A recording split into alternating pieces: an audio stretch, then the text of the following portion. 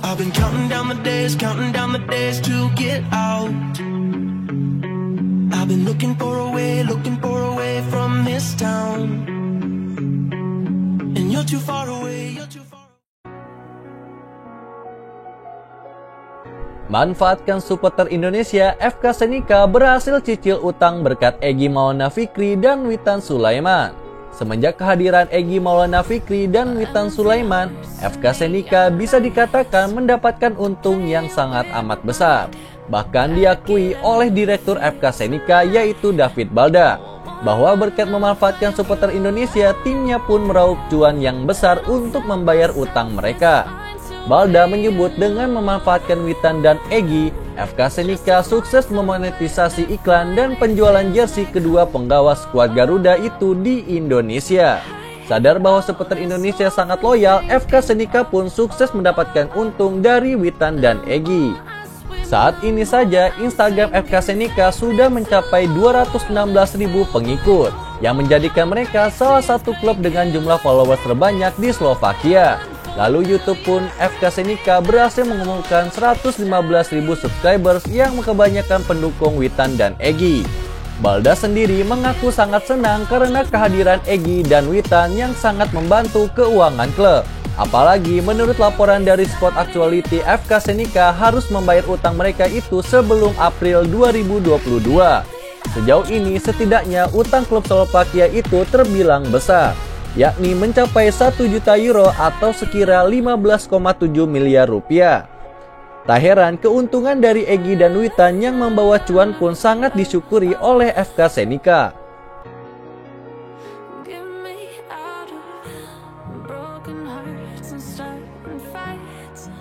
Ricuh di Liga Meksiko renggut belasan korban.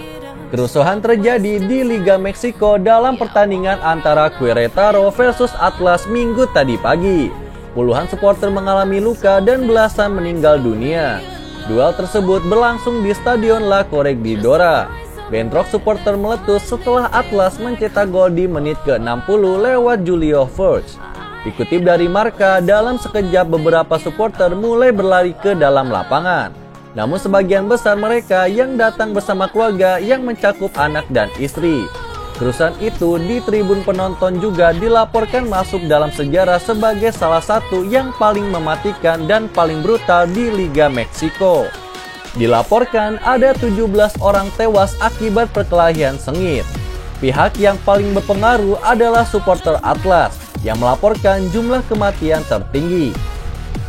Ada beberapa ultras yang turun ke lapangan, namun tidak ada polisi yang hadir untuk mencegah insiden menjadi lebih besar. Ketika ultras Querétaro masuk ke lapangan, banyak yang merusak peralatan VAR dan seluruh perangkat lainnya. Presiden dari Liga Meksiko yaitu Mikel Arriola telah mengutuk keras kejadian tersebut. Pihak yang membuat tingkat keamanan di stadion menjadi rendah diminta untuk bertanggung jawab.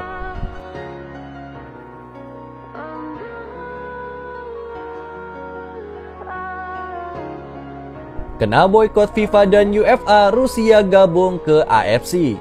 Rusia ke Ukraina mendapatkan tanggapan dari berbagai pihak, termasuk FIFA dan UEFA. Kedua federasi itu memboikot timnas Rusia baik putra maupun putri dan klub-klub asal negara yang dipimpin oleh Presiden Vladimir Putin tersebut. Boikot dari FIFA dan UEFA itu tidak disertai dengan batas waktu. Jadi kemungkinan besar boikot ini baru akan dicabut jika invasi Rusia ke Ukraina berhenti. Namun ada solusi yang mungkin bisa diambil Federasi Sepak Bola Rusia untuk mengatasi boikot ini. Media Rusia yaitu Gol.ru mengungkapkan RFU mungkin bergabung ke Konfederasi Sepak Bola Asia. Dengan bergabung ke AFC, Rusia bisa menghidupkan lagi sepak bola negara mereka yang kini mati suri. Sekedar informasi, perpindahan konfederasi ini juga pernah terjadi sebelumnya saat Australia bergabung ke AFC pada 2005 usai bertahun-tahun berlaga di Oseania. Sementara itu, RFU telah mengambil aksi untuk menangani boikot dari FIFA dan UEFA.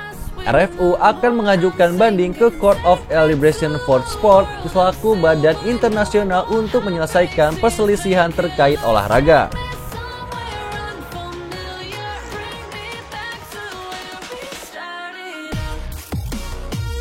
Roman Abramovich sepakat jual Chelsea ke Crazy Rich Turki.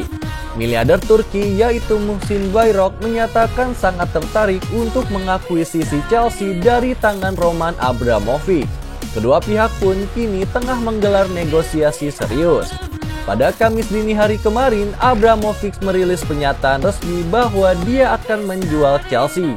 Sepekan terakhir muncul gosip terkait hal itu dan kini pernyataan resmi Abramovich mengonfirmasinya. Dalam wawancara dengan media Turki bernama Yeni Shafak, Muhsin Bayrok mengungkapkan bahwa dirinya kini sedang menegosiasi untuk mengakuisisi Chelsea. Proses akuisisi Chelsea oleh Muhsin Bayrok pun belakangan dikabarkan berjalan sangat positif. Artinya bisa jadi tak lama lagi kesepakatan bakal tercapai antara kedua pihak. Daily Mail mengklaim bahwa jet pribadi milik Abramovich terbang ke Turki pada Rabu kemarin untuk melakukan negosiasi di Muhsin Bayrok. Selain Muhsin Bayrok, pihak lain yang kabarnya sangat serius untuk membeli Chelsea dari Abramovich adalah duo Todd Boehly dan Hazard Weiss.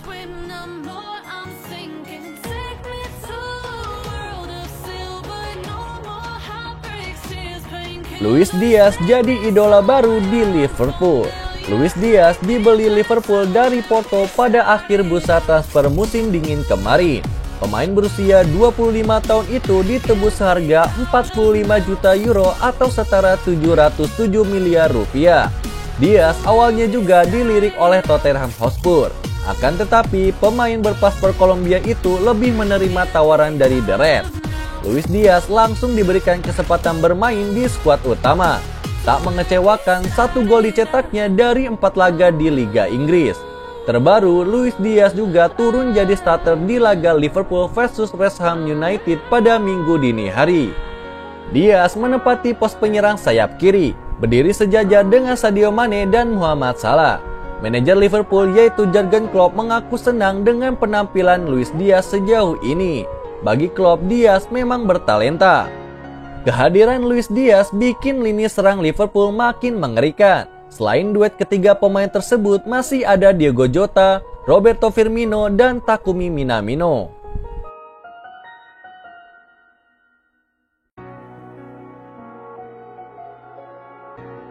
Chelsea dan Bayern ditolak. Christensen teken kontrak dengan Barcelona. Christensen tumbuh besar di Chelsea. Ia adalah pemain didikan Akademi The Blues.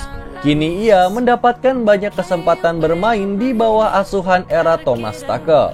Namun banyak tanda tanya soal masa depannya sejak musim lalu. Sebab kontraknya di Stamford Bridge berakhir pada musim panas 2022 nanti.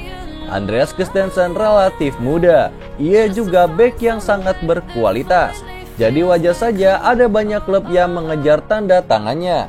Salah satunya adalah raksasa dari Bundesliga yaitu Bayern Munchen. Selain itu, Chelsea juga tentu ingin mempertahankan defender berusia 25 tahun tersebut. Namun kini Bayern dan Chelsea terpaksa gigit jari. Pasalnya Christensen sudah menolak tawaran kedua klub tersebut. Kabar ini diklaim oleh jurnalis asal Italia yaitu Fabrizio Romano. Ia menyebut bahwa Christensen sudah menyepakati kontrak yang ditawarkan oleh Barcelona. Romano lantas mengklaim bahwa Christensen akan bersua Barcelona pekan depan. Saat itulah bek jangkung tersebut disebut akan menekan perjanjian prakontra dengan Blaugrana.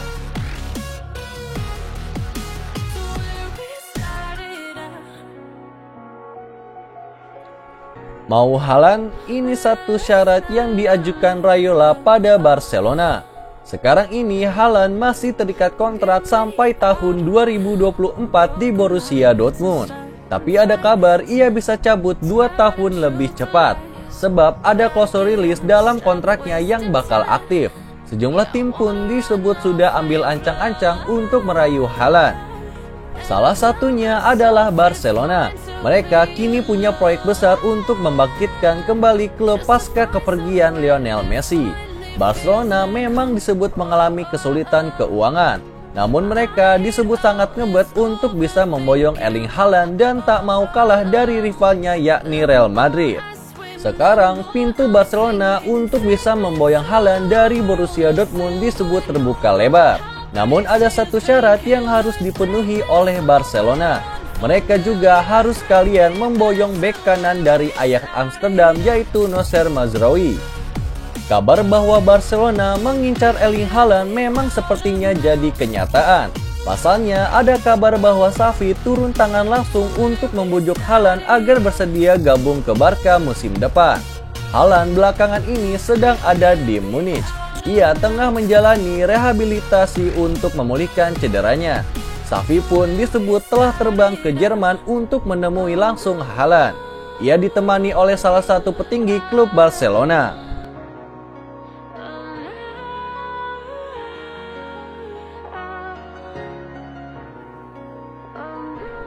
The Citizens hajar setan merah 4-1. Manchester City memenangi derby Manchester jilid kedua pada musim ini. 3 angka diamankan City usai mengalahkan Manchester United dengan skor akhir 4-1. Duel Manchester City versus MU digelar di Stadion Etihad pada Minggu kemarin malam. Kevin De Bruyne dan Riyad Mahrez menginspirasi kemenangan The Citizens setelah menyumbang masing-masing 2 gol. Sedangkan satu-satunya gol balasan MU datang dari Jadon Sancho di babak pertama. Manchester City membuka keunggulan melalui gol cepat dari De Bruyne meski bisa disamakan oleh MU berkat sepakan Sancho. De Bruyne membawa tim tuan rumah di depan di akhir babak pertama. Kemudian Mahrez memastikan kemenangan City dengan golnya setelah turun minum. Dengan hasil ini, Manchester City masih kukuh memuncaki klasemen sementara Liga Inggris. City memperoleh 69 poin dari 28 pertandingan, unggul 6 poin dari Liverpool di bawahnya yang baru memainkan 27 pertandingan. Sementara itu, Manchester United keluar dari 4 besar dengan menempati peringkat kelima usai mengoleksi 47 poin dari 28 laga. Itulah berita sepak bola terbaru hari ini yang kami rangkum. Agar kalian tidak melewatkan berita-berita terupdate lainnya dari kami, caranya adalah klik logo subscribe kami lalu nyalakan tombol loncengnya juga ya. Selamat beraktivitas kembali, see you in the next time.